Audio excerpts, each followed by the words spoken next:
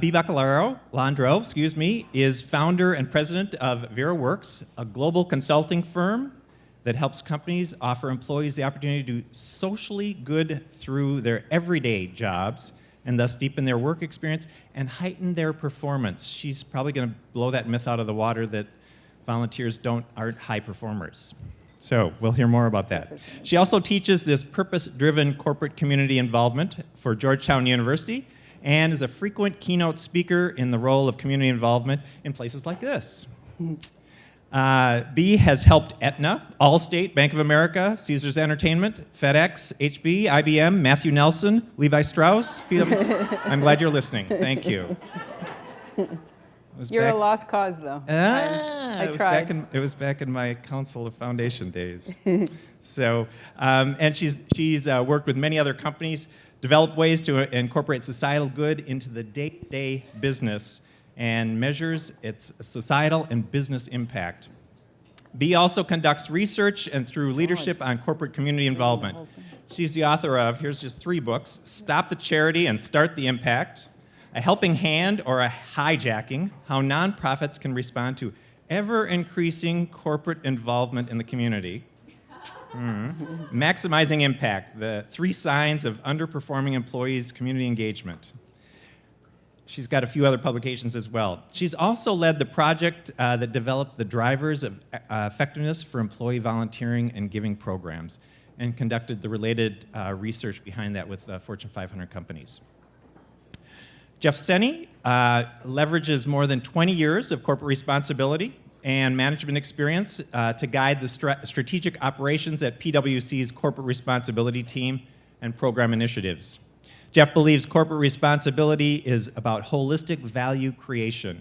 In his cross-functional role, he collaborates with all areas of the firm to understand CR's different drivers and ensure the firm's numerous CR initiatives deliver financial, social, and environmental value to the stakeholders. Beyond operations management, Jeff has played a key role in the successful launch of several individual PwC CR programs. He's part of the leadership team behind Earn Your Future. This is PwC's signature youth education commitment through which their firm will invest $60 million in cash and 1 million PwC volunteer hours in financial literacy for young people and financial training for education. Over to you. Great. Thank you, Matthew.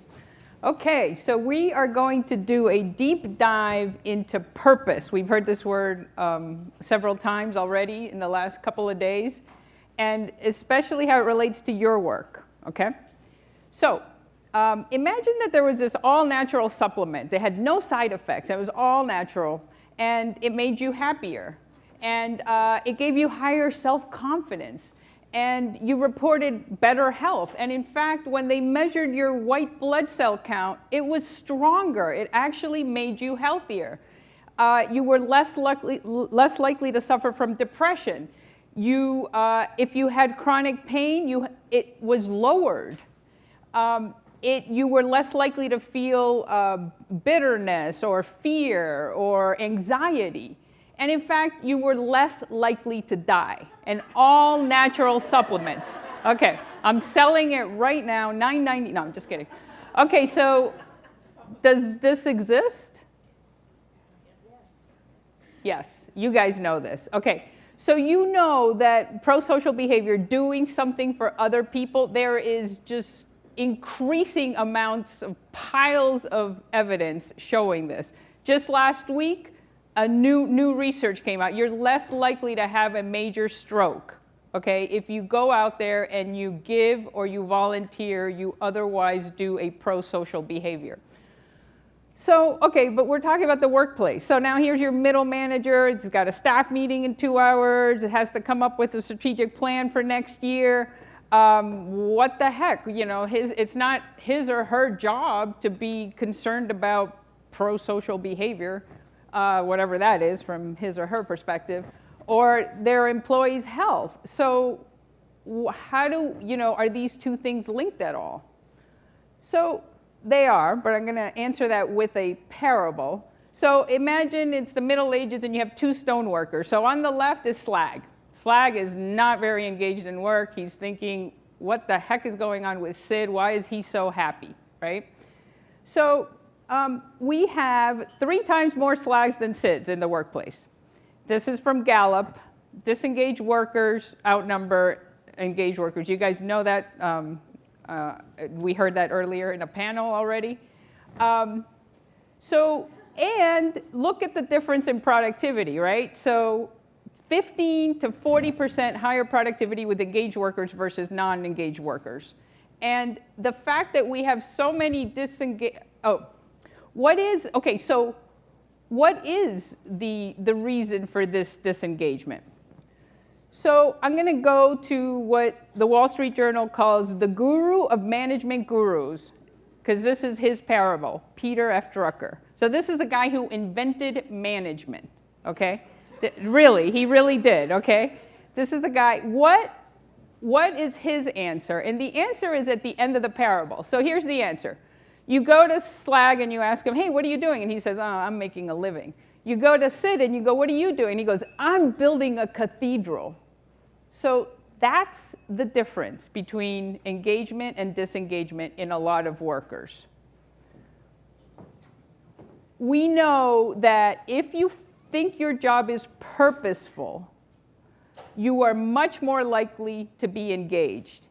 If you don't think your job is purposeful, you are much more likely to be disengaged. This is data from Accenture.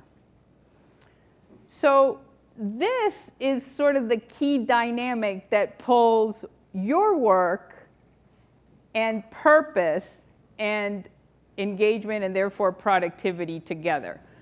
So let's do something really quick. Okay, at your tables for 3 minutes, what you're going to do is you're going to discuss when does your work in engaging employees in community involvement leverage this dynamic the best so that it actually employees feel their job is purposeful. Note their job, not their lives. Their job is purposeful, and therefore their engagement goes up. So at your tables, you're going to discuss for 3 minutes. It's like a flash conversation.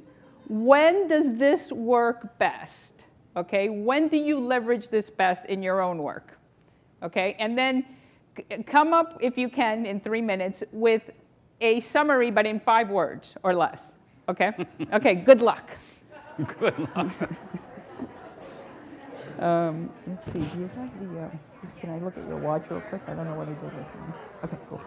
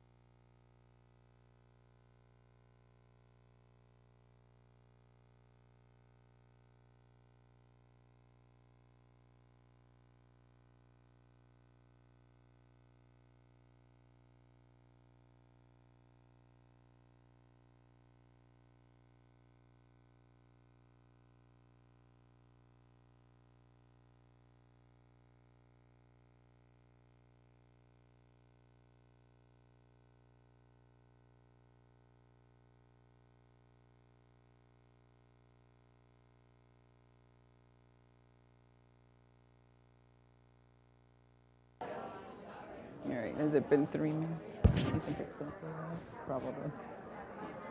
Oh, it's been 2. Okay, we'll give them one more.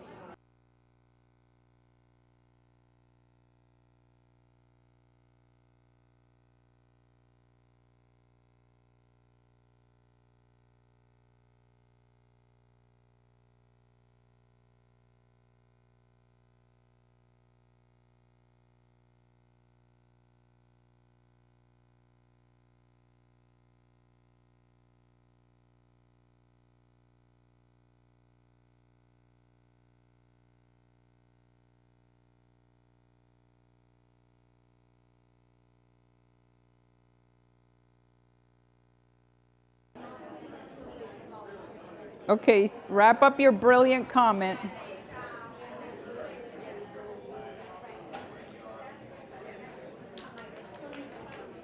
Does this table have an answer? 5 words? 5 words or less.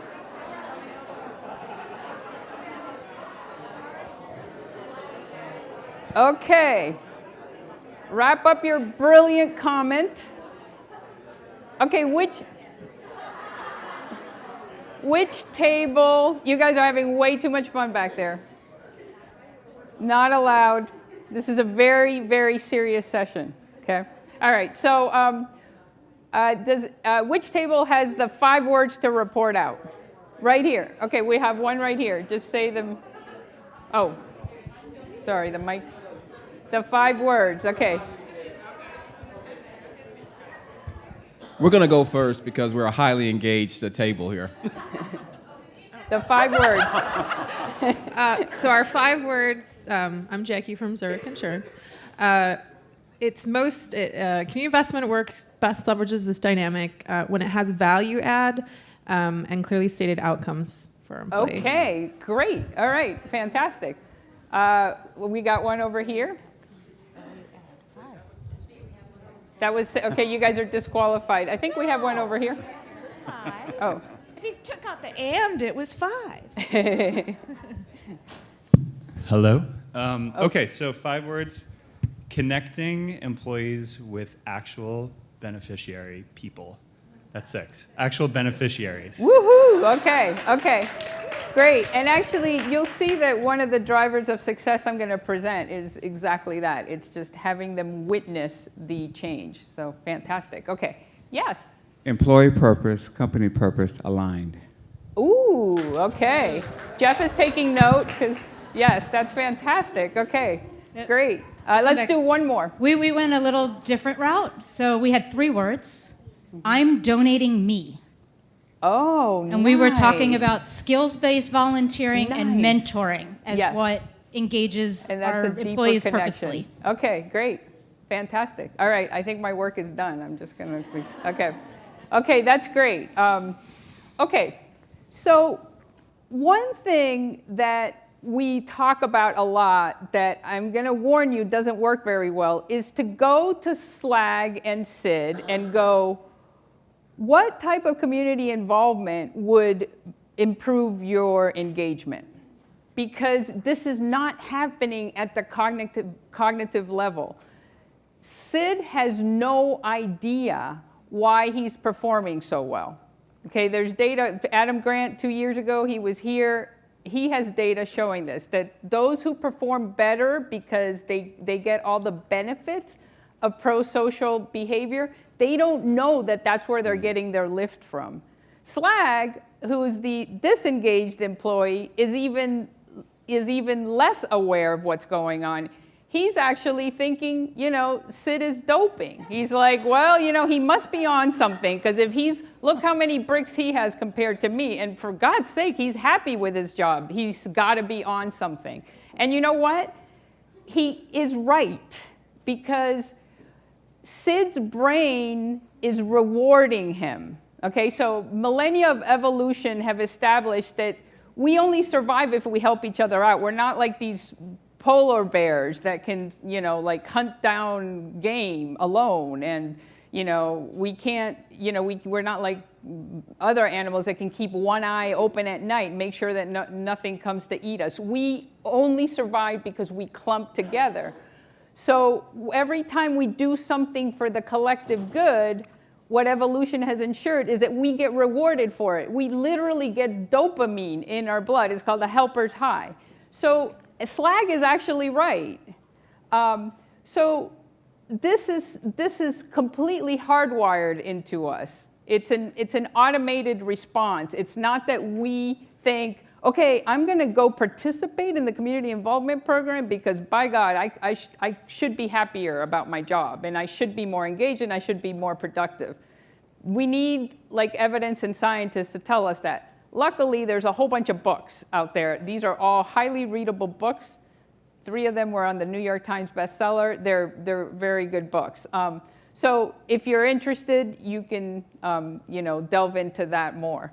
So, okay, so if this is the case, if the difference between SLAG and SID is that one has purpose and the other doesn't, then can you just take SLAG, add purpose, and boom, you get SID? You get you go from the disengaged to the engaged worker?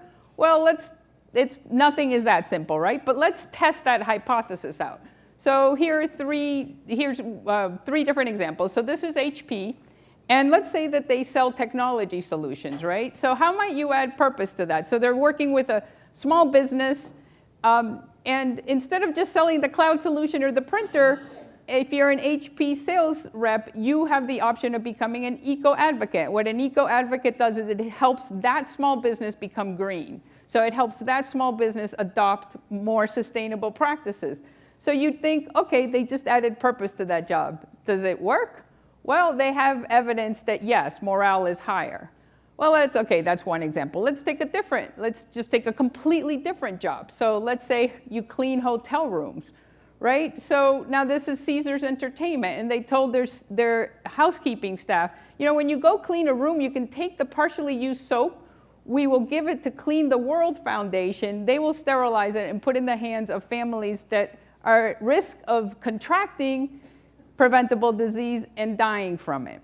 And so now, if you're housekeeping staff at Caesars Entertainment, your job now is about reducing the number of children that die from preventable disease, which tragically right now is at 8,000 or 9,000 a day. Okay, so does this change their job experience? Absolutely. So now let's take another completely different job. And I was thinking, don't slap me. Okay, I was thinking, okay, what job is like so dull from my perspective that it would be hard? Accountant. Auditing, okay? Okay, so it would be so hard to add purpose, okay? So, well, but PwC has done it, right? So they have a program, Earn Your Future. What does an auditor understand? That it's really important to have your financial ducks in order. So they have the opportunity to teach youth financial literacy. Do they have evidence that employees that participate in programs of this type perform better? Yes, they do, and you can ask Jeff all about that. So here's 3 different examples. You add purpose, the experience of their job changes, their engagement goes up. So now this is the answer to this question, right? It's the answer to the manager going, what the heck does this have to do with me? It's like I'm not here to help employees be good citizens. But it is their job to help them perform better and be more engaged. So really, how it relates to you then is take out purpose and put in community involvement. Okay, and you can get these results. And I've already heard from several of you that in the last year you have results like this, that you've done this. So, so that the manager can go like, oh, okay, I get it. So if my employees are involved in this, then they're going to be more engaged. So now, there's a caveat here, okay? So there's always an asterisk, because the thing is, it has to be done well. Okay, so it's not any employee community involvement that will do this. And so we're going to go in real quick, and you guys hit on some of you guys already wrestled with this question a little bit. So here's what evidence seems to show right now on what needs to be true about this. Okay, so first of all, because the examples I gave you are not traditional volunteering. So first of all, what you want to do is bring purpose to the job. You want a job purpose, not just have employees participate in community involvement. So the first thing is that it needs to be like native to work. It needs to change their perception of work, not just enrich their lives. So we know, for example, Daryl's presentation this morning on millennials supported this, about how if you hear about it from your supervisor, that really works. This is data from HP. If it's skills-based volunteering, it's more likely to be to have a bounce in morale. This is so the idea, but you know, I know that some of you are thinking, oh my God, you know, people work long enough hours. You know, are we going to just? Is this going to feel like more work? And yeah, that is something to be concerned about. But think about it not as adding work to their life, as Caroline Barlerin said, but to add life to their work so that they have a different experience with their work, so that they're more proud of what they do, so that they see the connection to purpose of their work. And you see in all three examples that they're very related to work. Okay, evidently impact. So you guys came up with this already? If we know that it's doing societal good out there, we're more likely to experience a bounce from it. The helper's high, the engagement, all of that. If we go and again, Daryl covered this as well. So if we just do something and we don't really know what the end result is, then all the positives are dampened. And there's a very good story in Give and Take by Adam Grant about this, where he had these people raising money for scholarships.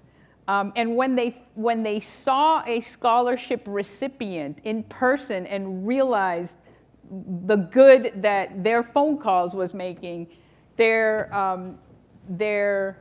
performance, their productivity went up by 171%.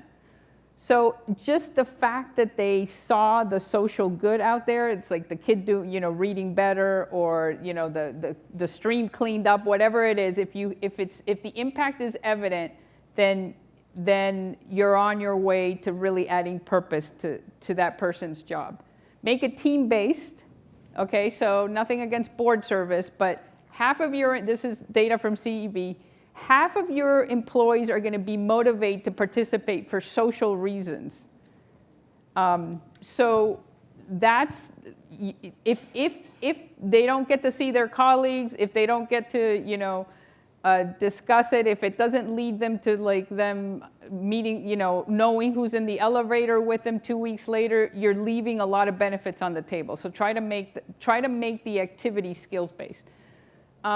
Professionally challenging. So one of the things that adds engagement out there, yes, purpose is important, but mastery is also important. So if you can have it be an opportunity for employees to stretch on their skills or to apply something in a different way, to be professionally challenging, then that will really help. And finally, it should be voluntary. So, and this is actually, okay, it should be voluntary. So if people feel cornered into doing it, then the benefits are all dampened. Okay, they might still be there, actually. That's how powerful pro-social behavior is, but they'll be dampened. Okay, so these are the 5 things that when you design your employee community involvement, you want to keep in mind, so that you really, if you want it to really support that middle manager, if you want it to really help with engagement and help with retention and help with morale, help with performance, like the way PwC has data showing that it's correlated to performance. You want to keep these 5 elements in mind, because what the evidence says is that this is what will make it work. Now, do you have to do all 5 all the time? No, of course not. And I mean, the cool thing about this is that it's robust, which means, for researchers, means that even if you miss 1 or 2, it's still going to work. Okay, so now, this is going to be the world competition. Okay, are you ready?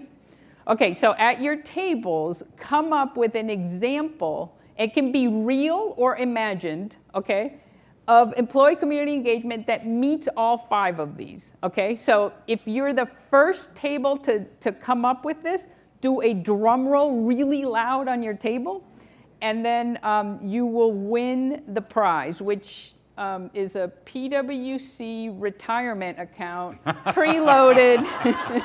I think, is it 2 million or, something like that, Okay, so you guys got the assignment? Okay, good luck. First one. Are you serious? Okay. Okay, we allegedly have a winner, so let's see. We heard a drum roll. Okay, yeah, tell us the community involvement. So we actually talked about one in the last section. So we had one on standby that we didn't even know we would need. So there is this is a real example. Who are you with? Oh, I'm sorry. I'm Allison Genovese. I work with Cost Solutions, and this is a real example. A company. It's an information data management and storage company that works worldwide. So they handle paper. They box up old files and keep them in warehouses for you, and then they also have online data management storage for companies. So pretty dry sort of topic, and their employees, many of which are in warehouses moving boxes. They're hourly wage jobs, but what the company was able to do was partner with a global humanitarian organization that focuses on saving historical artifacts and cultural treasures in places of either disaster due to warfare or due to cyclones and weather sorts of disasters. And so these employees have really found that their job is about saving cultural treasures. And You got the work native for sure. right. Okay. So, and they're in many cases doing it on site, and Okay. they're seen as experts in Oh, nice. So it's got the professionally challenging. Okay. right, and that they're really, while they're, hourly workers, if you will, not Yeah. particularly skilled, but they see this as a way that they're helping save history, and it's Great. true. Okay, very good. You just give Jeff your routing numbers and he will be happy to do that. Okay, that's a great example. Okay, so just a few things here. So really, when we look at what it is that volunteering and giving does for us, we've looked at it in our personal lives, but really we need to update this so that pro-social behavior will bring your work team, more happiness, more health, more all of these things, which really, if you're a really good manager, you would want that for them anyway. But it also, higher engagement, higher retention at work, higher work performance, and higher productivity. So again, there's evidence showing that if done well, think of those 5 elements, it does this as well. So, there's, so there's a Pulitzer Prize winning journalist, Turkle. He interviewed hundreds of workers out there. And what was his conclusion? This is an excerpt from his conclusion. Work is about a search for daily bread, for cash, in short, for a sort of Monday through Friday sort of dying. Okay. But his full quote is about the tension between that side of work and what work might be. So here's the full quote. Work is about a search for daily purpose as well as daily bread, for recognition as well as cash, for astonishment rather than torpor. In short, for a sort of life rather than a Monday through Friday sort of dying.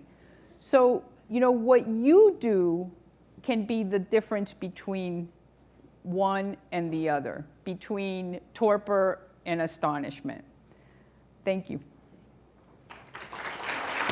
Need that slide. So I'm going to back up really quick, or no, I'm not. And start with that. Just a quick example. So I'm Jeff from PwC, if you didn't catch that. We have a program, part of our EYF, Earn Your Future commitment, that is called Project Belize, where we take 400 PwCers to Belize each summer. We've been doing it for 5 or 6 years, and teach financial literacy. Belize it works for us. It's not so far. It's English speaking. It has real need. in this space, and it's a real need connected to some of the core services that we offer around finance, and specifically financial literacy. If we look at B's list, it's native to us, it's voluntary. In fact, we get about 4 times the applications for it than we're able to take each year. You can't work for a week in Project Belize with these kids and not see the impact. So it's very natural, and we're extremely proud of this. But what we in the corporate responsibility team realized is that it doesn't necessarily get to all of this. It doesn't necessarily help with that daily purpose part. Because what you could just say is I really hate my job being an accountant, but I love the week I spend in Belize every summer. And frankly, you only get to go once. So, let's say you have a 5-year career in PwC, a week of Belize shouldn't make up for 5 years of, if you're not finding that kind of joy in your life. And so we challenged ourselves to go to the next step, and we held a very exploratory, experimental event here in New York on January 8th of this year. We came out about a year ago with a new purpose statement, and it's to build trust in society and to solve important problems. And if you think of the parts of our business, the advisory consultant, they consider themselves problem solvers. And if you think of the assurance auditing side, they consider themselves trust builders. So it makes sense from a very kind of linear, okay. But it's actually a richer statement of who we want to be in the future and how we want to deliver the value with our clients and in society. And so we started to explore that and really try to unpack that and say, what does this mean? How can we get to that Studs Terkel quote of daily purpose in a very transformative way for not only the individual experience of us and our staff members, but also for us as the firm that we want to be in 5, 10, and 15 years into the future. And so we had this event all around purpose. And we're going to show you a quick video about it, but it was essentially to the point earlier that was made in the digital session on engagement that has to be individual. And I think somebody in the audience during this session said the same thing, connecting individual purpose with the company's purpose.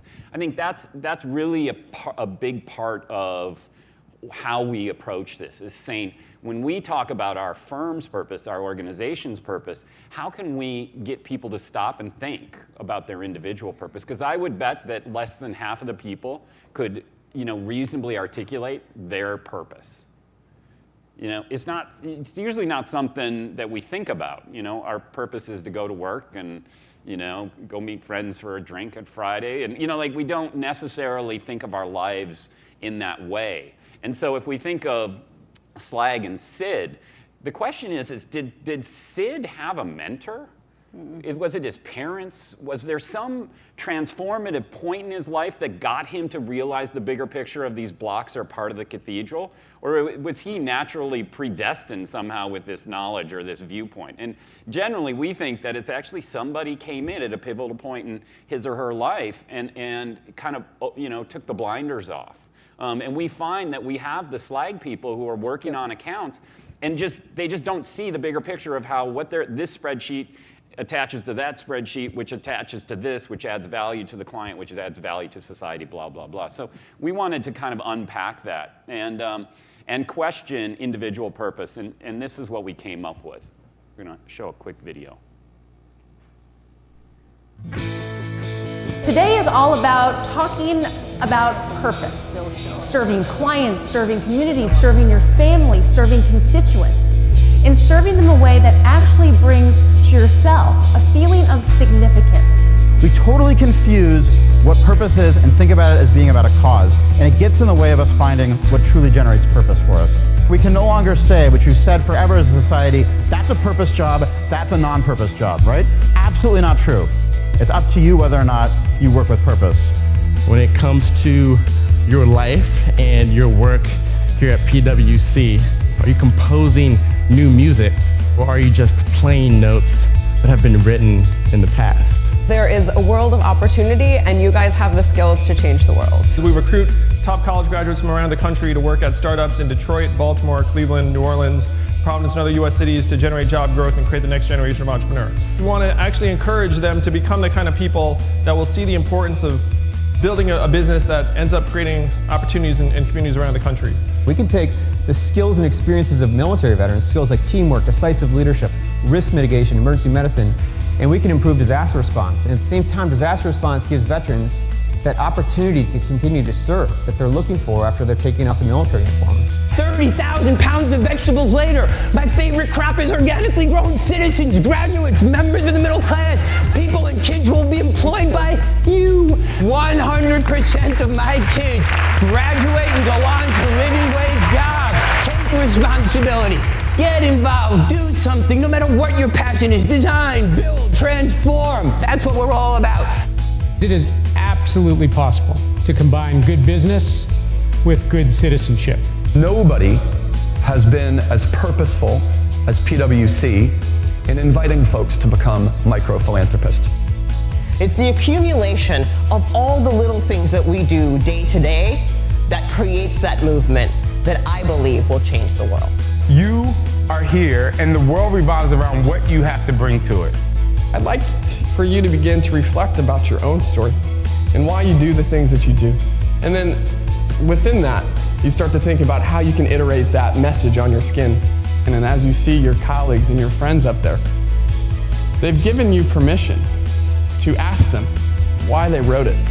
Because truly, these portraits are gifts from them to you. How does defining that purpose for us make us even better at PwC and make us better collectively? This is a journey about purpose. It's a journey about all of our purpose together. Take the journey. So our goal was to kickstart a conversation within the firm on purpose and how to find your own purpose. And we're now in the now what stage with our staff. They're like, okay, we're listening. Now how do we do that? Harder question. And in fact, we've talked with her. We've talked to Aaron Hurst. I don't know if you guys, anybody recognized him. He wrote a book called The Purpose Economy.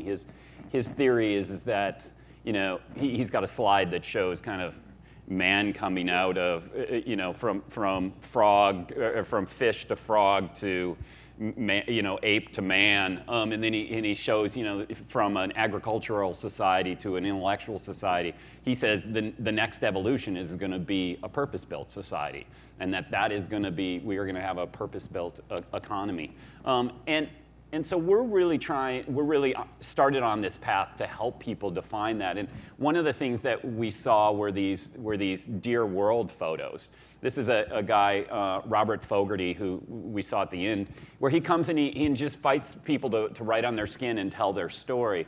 And it's a really powerful way for us to start to unpack this sense of purpose and start to open up this dialogue between who I am and who I want to be and what role work plays in that. And so we're really moving away from this firm-centric approach to this individual-centric approach. And I'll end by, well, with two things. Stephen Ritz, those of you who saw the guy jumping around talking about organically raised children, if you haven't done, you should Google him. He's amazing. Does like 200 slides in 6 minutes. And he's got more energy than any 10 people you know. Got more purpose than anybody on the planet. It is a flawed video because B was at the event and it is not featured in the video, sadly. And then the other thing, Shaun T, those of you who recognized him, the fitness guru, he comes out and he said something that I thought was really interesting. He said, you know, when people tell you you're not the center of the universe, that's ridiculous. You're the center of your universe. And we as businesses need to recognize that, you know, why wouldn't I approach it rather than, you know, our collective approach? Let's approach it individually. And in fact, Heather, my colleagues from PwC, we're looking at how that kind of thinking is affecting our giving campaign and our volunteering efforts and our green teams, kind of rather than start saying the firm wants to do this, reduce our carbon footprint by X%. Like, what can you do to be part of that. So how can we start at the individual level? And this is my boss. It's never a bad idea to show a picture of your boss, you know, at a conference. And this was her Dear World photo, and I think it's an interesting one because she says, I hold the cards, and she's got these 4 queens there. And those of you who know Shannon, if anybody's met her, she's hard charging, all business, like, you know, get it done, typical kind of PwC type A, right? And so you read this as I hold the cards, like, you will do what, you will volunteer if I tell you to. And then she tells the story that actually she's holding the cards. These are cards that each one represents the matriarch within her family who has died. This is her mother, her mother's sister, her cousin. It is shocking when she tells this story of how the difference between what you perceive to be the reality of what this is telling you and what her real story is. I have a hard time talking about it, and I'm not related to her. She's my boss. Like, it was amazingly impactful, and that's the kind of thing that we want to be able to get where people will start to have those kinds of conversations within their work and feel comfortable to be able to do that. So that's part of our journey. And now I think we want to open it up for conversation. Questions? Yeah, any questions? While the mics get there, I want to just say something about the PwC P3 event, this one-day event dedicated to purpose. We've heard today several people mention that, you know, it's the bottoms up that really works. And this is the only company that I've ever heard of that has asked employees, what's your purpose? Here's some tools, here's some people, you know, what is your purpose, and unleash that. And, you know, now it's unleashed, you know, and who knows what will happen next, but I think it's such a powerful bottom-up development that I just think it's really courageous, and I can't wait to see, you know, what happens next. So. And I'll say it wasn't perfect. One of the things that we saw is some portion of the audience, I wouldn't say it was a big portion, but some people walked away, said, I get it. You're telling me to quit my job and join an NGO. Like, got it, thanks. And I'm like, no. So you may have a fair number more PwCers in this audience next year working with your organizations, who knows. But, you know, our goal is not to make CR the way you find corporate responsibility, the way you find purpose in your job, but rather that it can be a springboard to the larger discussion of ways you can figure out that you're building a cathedral. Well, and I should say, I mean, I saw the evaluation data, and the vast majority of employees were like, wow, you know, what's next? Now what? You know, so that was a small percentage of employees. But questions, comments? Anybody want to challenge the winning team over here? There's one. Peter Dudley, Wells Fargo. As usual, I'll start my question without actually knowing what I'm going to ask until I get there. So finding the purpose and asking employees, what's your purpose? I'd be interested to know the demographics of who is in the audience, because I've got an 18-year-old who's coming out of high school and going into college, and he knows what he wants to do, but his little brother, not a clue. And I get the sense that there's this huge amount of existential angst among young people, where they're being told, what's your purpose? Find your purpose. Do something meaningful. Be something great. And they don't have any idea what to do with that. So how is this being received in that sense, and who's in the audience for that? Well, it's interesting. I have a brother, and he's adopted, so it could be nature versus nurture here. But he knew when he was 14, 15 that he wanted to be a trader on Wall Street. He's a trader on Wall Street. I'm 47, I'm still not sure I know what I want to do. So I think part of it is kind of bred in the bone, like, you know, part of your personality. You know, the Baz Luhrmann song, anybody who's heard, you know, the one about wearing sunscreen, he says, don't worry if you don't know what you want to do when you grow up. Some of the most interesting 40-year-olds I know still don't know. I consider myself one of those interesting 40-year-olds, I guess. But I think in our audience, it was all the way from partner, which means owner in the firm, to intern. It was everybody. It was New York based, so it was mostly people from New York. I think the fascinating thing for me that I walked away is that it was it was maybe even harder for people who had been with the firm for 20 years than the people who'd been with the firm for 2. Because they had come up with a very kind of like, this is what I do at work, and then this is what I do for purpose. You know what I mean? And those blurred lines and that interconnectivity and wanting to find purpose through your work wasn't something that they kind of came up the ranks with.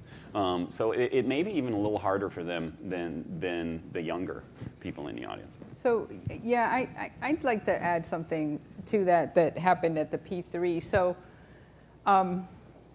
I think everybody has a hard time figuring out our purpose. I mean, it's just such a profound question. And like, you might think it's one thing at 7 in the morning, at 2 in the afternoon, it's like, oh no, that's exhausting, I just want to take a nap. I mean, it's such a big question. But I think we make it harder on ourselves because there are certain myths around them. And one of the things, Aaron Hurst is very good at listing out these myths around purpose, especially Americans, we have these myths. And if you debunk the myths, then it frees you up to find your purpose. So I'm not going to go through all of them, and I'm not sure, sorry, Aaron, if I remember all of them. But I encourage you to look. He has a little video, I think, online on this. But one of them is that you saw the clip here, that we confuse cause with purpose. We all think like there's one cause that I was born to, work on, and actually we're not wired that way. That's and the people that do have a cause, it's tragically and unfortunately, it's usually because they had something go terribly wrong in their lives, and so they're highly sensitized to that cause. But you hardly wish that on everybody, right? I mean, that would be a terrible thing. So it's purpose and cause are two different things. The other one is that it should hit you like a lightning bolt from above, and it's like, oh, you hear the angels, and it's like, oh, I understand my purpose. And another one is that it's static, and that once you discover, like you are like that rare child that at the age of 5 knows what they're doing, and at the age of 45 you're still there. For most people, it's dynamic. So I do think that we have sort of a lot of chatter around the word purpose that gets in the way of us moving forward with it, and that includes your employees. So if you can, help them get over those myths around what purpose, like it should meet these 5 things in order for it to truly be purpose, I think that really helps, regardless of the demographic. And I think to build on that, after we did this event, it was about 450 PwCers in the room. We did a big survey and had some data, and it was consistent with what Aaron was saying, is that some portion of the room is wired that they find purpose in the impact. Either solving an intractable problem, and that could be in the community or that could be with their work. Like, they're problem solvers. They like to wrestle with something. Then there's some portion, they found purpose. It was all about connectivity to other people. It was about solving John or Jill's problem, helping John or Jill, mentoring, creating a team environment. It was very relationship centric. And then the other was this kind of, I just lost it. Growth, yeah. That they wanted to grow as an individual. Like, I want to grow my skill set and become better, mastery. And so those were like the 3 buckets that people kind of self-selected into, and Aaron finds in his work. And it's interesting because that is not about, as B said, it's not cause. It's not X, Y, or Z. It's about very tactical things. And he proposes that you can you can tailor jobs in such a way that they can actually, so rather than saying who's the best person on Excel or who's the best person to format this presentation, what if you looked at this is a job that requires collaboration. I want to take the people who find purpose in collaboration and put those kind of personalities on that. The people who want to be problem solvers, I want to put on this kind of work. The people who want to grow and be challenged, I want to put on this kind of work. It's a different way of tailoring jobs than we traditionally do in corporate America, and probably in NGOs as well. We look at what skills you have now and try to build off of those rather than really connect people to what is important for their purpose statement. Got a question? I have a, I'm sorry. I have a question about how to manage people that now are purpose-driven, right? So you took 500 people and you put them in and you said, we want you to create a purpose-driven life here at PwC, but yet the systems are the same, the KPIs are the same. How do you then, in some ways, backfill or support from a management perspective? Because it's a completely different management style in order to support and encourage and applaud folks who are thinking differently about their roles. Yeah, I think, we luckily we just did a whole new professional development framework. And so there's these 5 broad buckets in which we're all measured against ourselves and our performance and our continual improvement. And they're like global acumen and business acumen and technical capabilities and whole leadership and things. And so we're able to map those and deconstruct those back to, purpose and even corporate responsibility activities that in fact help build on each one of those. So it's the classic statement is it takes a village, right? Like, for this to be successful, it can't be run by the corporate responsibility team. We continue to produce these events and we can help inform the process, but it has to be embedded within our human capital colleagues and a broad range of programs. Otherwise, frankly, it'll end up being corporate propaganda. It'll just be a marketing campaign that comes and goes. And obviously, that's not something that we want to have happen. So we have to, and it's very similar to CR writ large, corporate responsibility efforts writ large, I argue, are really less about responsibility and more about change management. I mean, what we're doing is we're redefining the role of business in society, and that takes a certain skill set of change, and that's not different than what we're trying to do with purpose. And that's, for me, where they're very similar. So I agree with everything Jeff just said. I'll just say that at a very tactical level, that was the question that I tried to answer in the 5 drivers. So the question was, if you are trying to unleash a sense of purpose in your employees, or if it's already unleashed in any case, then what do you design so that you capture them with, their purpose fully alive in them? And if you design community involvement activities that meet those 5 elements, then they will play, they're very likely to play with you and bring that energy to their work, to your community involvement, rather than, go start a nonprofit. So my answer is the 5 elements that I presented earlier.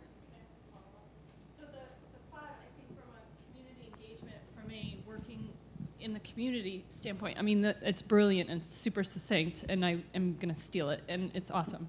And but from a comment. I will always put your name with it.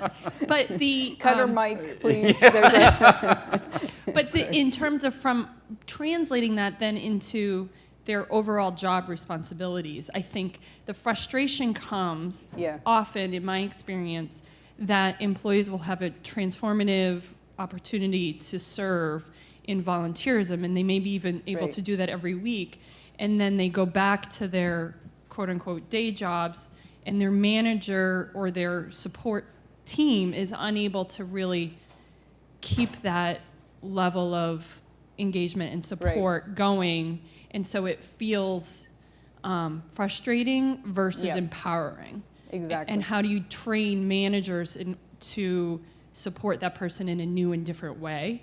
Right. is, I think, just a fascinating challenge. Right.